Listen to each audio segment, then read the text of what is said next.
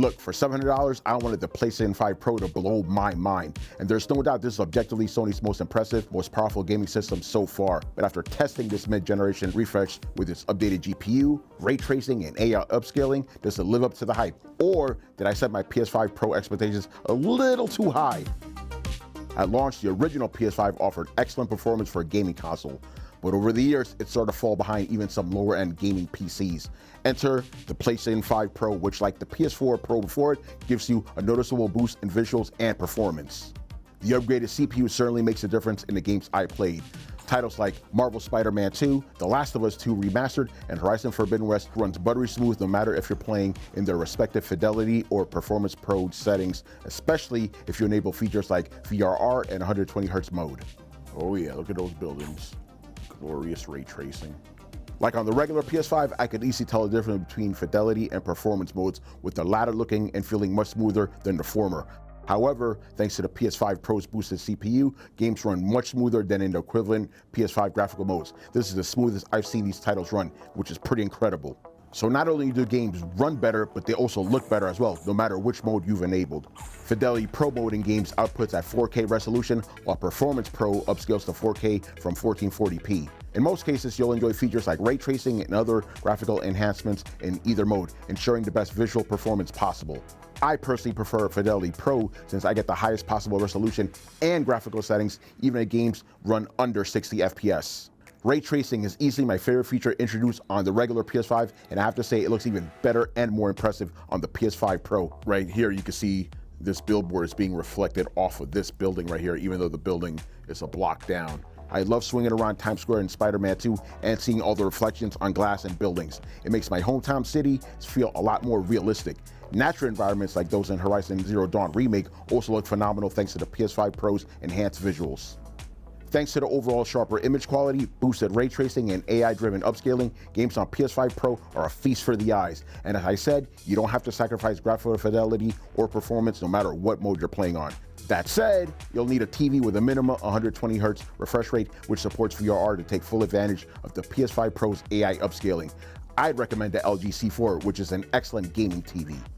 One of my biggest pet peeves with the PS5 with its skimpy storage capacity. While 825 gigs might sound like a lot of storage, that amount gets obliterated when you're installing games like GTA 5 and Call of Duty Modern Warfare. Thankfully, the PS5 Pro packs much more storage.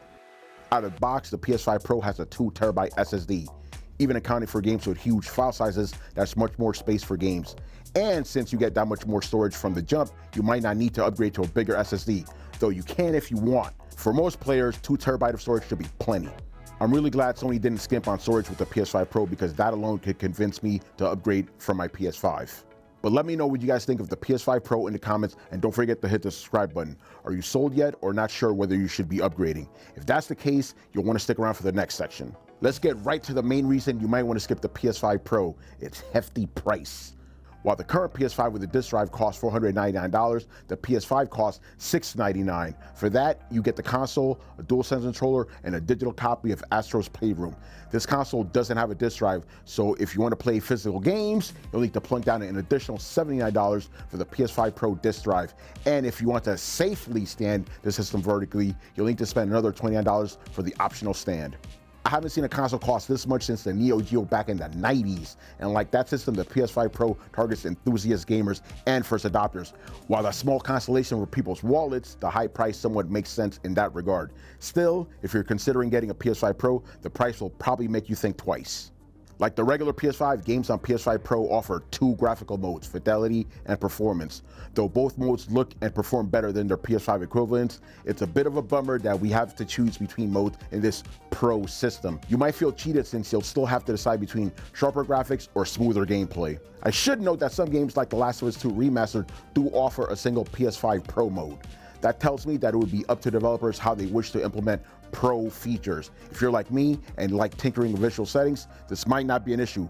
But if you just want to play your games, fiddling around in settings to get the right balance of fidelity and performance might be annoying, especially if you expect the PS5 Pro to run every game at 4K 60. In the end, the PS5 Pro still offers sharp visuals and strong performance, even if you have to choose between the two. And lastly, the PS5 Pro is undoubtedly an impressive console, but it won't make the regular PS5 obsolete. In fact, Sony's current gen system is still worth considering for most people looking for a console with a robust gaming library. While the PS5 doesn't have many first-party exclusive games, the ones it does have are some of the finest games out there. You also get nearly every single third-party game available on other systems. Given the PS5's popularity, you get a boatload of games to choose from. And though the PS5 often makes you choose between performance and fidelity modes in many games, you still get a decent gaming experience regardless. Yeah, those modes are upgraded on PS5 Pro, but they're still good on PS5. In the end, the PS5 is still an awesome system for most people. The PS5 Pro is an impressive gaming console that delivers sharper visuals and smoother gameplay compared to the regular PS5. Hardcore PlayStation enthusiasts will no doubt fall in love with this powerful system. On the flip side, if you're happy with how games look and run on your PS5, you can save yourself $700.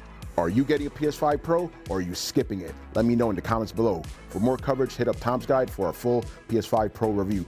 Also, make sure to follow us at Tom's Guide on social media. I'll see you guys next time. Game on!